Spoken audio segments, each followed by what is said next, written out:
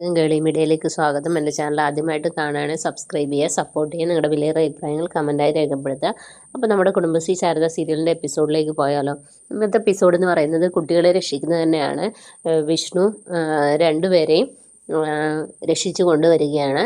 അങ്ങനെ അവരെ ഹോസ്പിറ്റലിലേക്കൊക്കെ കൊണ്ടുപോകുന്നു. പിന്നീട് നമ്മുടെ പിന്നീട് വിഷ്ണു വളരെ ബുദ്ധിമുട്ടിയാണ് കുഞ്ഞുങ്ങളെ രക്ഷപ്പെടുത്തുന്നതൊക്കെ ചെയ്യുന്നത്. അപ്പോൾ അവിടെയുള്ളവരോടൊക്കെ നന്ദി പറയുന്നു. ആ ശക്തി മുന്നിൽ അവർ വീണ്ടും വരാമെന്നൊക്കെ അവിടെയുള്ളവരോട് അറിയിക്കുകയാണ്.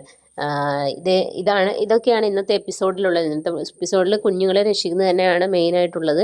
പിന്നെ നാളത്തെ എപ്പിസോഡിലാണെങ്കിൽ നമ്മുടെ അനൂപിനെ അറസ്റ്റ് ചെയ്യാൻ വേണ്ടിയിട്ട് ചന്ദ്രബോസും കൂട്ടുകാരും ചെല്ലുന്നു. അപ്പോൾ അവിടെ ചെന്നപ്പോഴത്തേന് നമ്മുടെ അനൂപിൻ്റെ അമ്മയുടെ ആങ്ങളെ രാഷ്ട്രീയക്കാരനാണല്ലോ, ആ സ്വാധീനം വെച്ചിട്ട് അനൂപിനെ അയാൾ രക്ഷിക്കുകയാണ്. അപ്പോഴാണ് അനൂപിനും അത് കാര്യങ്ങൾ മനസ്സിലാകുന്നത്.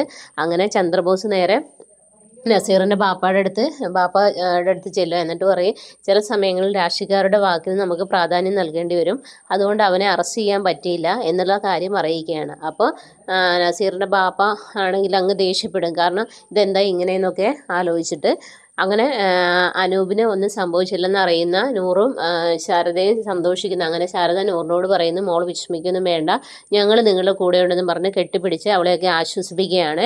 ഇതേ സമയത്ത് ശാലിനിയും വിഷ്ണു ആണെങ്കിലും കുഞ്ഞുങ്ങളെ കൊണ്ട് ഹോസ്പിറ്റലിൽ പോയി കുഞ്ഞുങ്ങളെ അഡ്മിറ്റ് ആക്കുകയാണ്. അങ്ങനെ കുഞ്ഞുങ്ങൾക്ക് ട്രിപ്പൊക്കെ ഇടുന്നു. കാരണം അത്രയും വലിയ ഇതിലേക്ക് പോയതുകൊണ്ട് ഇത് ചെയ്യാണ്. എന്നിട്ട് ശാരദയെ വിളിക്കുകയാണ്. ശാരദാമ്മയെ വിളിച്ചിട്ട് കാര്യങ്ങൾ പറയുകയാണ്. അപ്പോൾ ശാരദാമ്മ ഇതെല്ലാം കേൾക്കുമ്പോൾ ഞെട്ടിത്തെറിക്കുകയാണ്.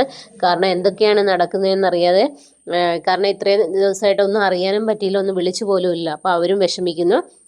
പക്ഷെ കുഞ്ഞുങ്ങൾക്ക് പ്രത്യേകിച്ചൊന്നും പറ്റിയില്ല എന്ന് അറിയിക്കുകയാണ്.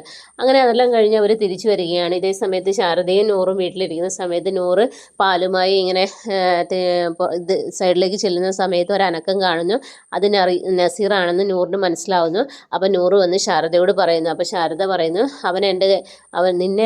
എന്നെ കൊന്നിട്ട് അവനെ കൊണ്ടുപോകാൻ പറ്റും. അങ്ങനെ നമ്മുടെ ശാരദ കത്തിയെടുത്ത് നിൽക്കുകയാണ്. അങ്ങനെ ഡോറ്, അപ്പോൾ ഈ നമ്മുടെ നസീർ അത് കേൾക്കുകയൊക്കെ ചെയ്യുന്നുണ്ട്. പക്ഷെ നസീറിനെ എങ്ങനെയും നൂറിനെ കൊണ്ടുപോയേ പറ്റത്തുള്ളൂ. അങ്ങനെ അകത്ത് കയറി നൂറിനെ പിടിക്കുകയും അടിക്കുകയൊക്കെ ചെയ്യുന്ന ആ സമയത്ത് നമ്മുടെ ശാരദ വന്നിട്ട് കത്തിയെടുത്ത് വെട്ടുകയാണ്. അങ്ങനെ നസീർ കൊല്ലപ്പെടുകയാണ്. ഇതൊക്കെയാണ് വരും ദിവസങ്ങളിലൊക്കെയുള്ള എപ്പിസോഡുകളിലുള്ളത്. അപ്പോൾ എല്ലാവരും എപ്പിസോഡിനായി വെയിറ്റ് ചെയ്യുക. അതുപോലെ എൻ്റെ ചാനൽ ഇഷ്ടപ്പെടുകയാണെങ്കിൽ മറ്റുള്ളവർക്ക് കൂടി ഒന്ന് ഷെയർ ചെയ്ത് കൊടുക്കുക. അതുപോലെ തൊട്ടടുത്തുള്ള ബെല്ലൈക്കൻ കൂടി ഒന്ന് അമർത്തുകയാണെങ്കിൽ ഞാനിടുന്ന വീഡിയോസ് നിങ്ങൾക്ക് കാണുന്നതാണ്. Okay, bye bye, thank you.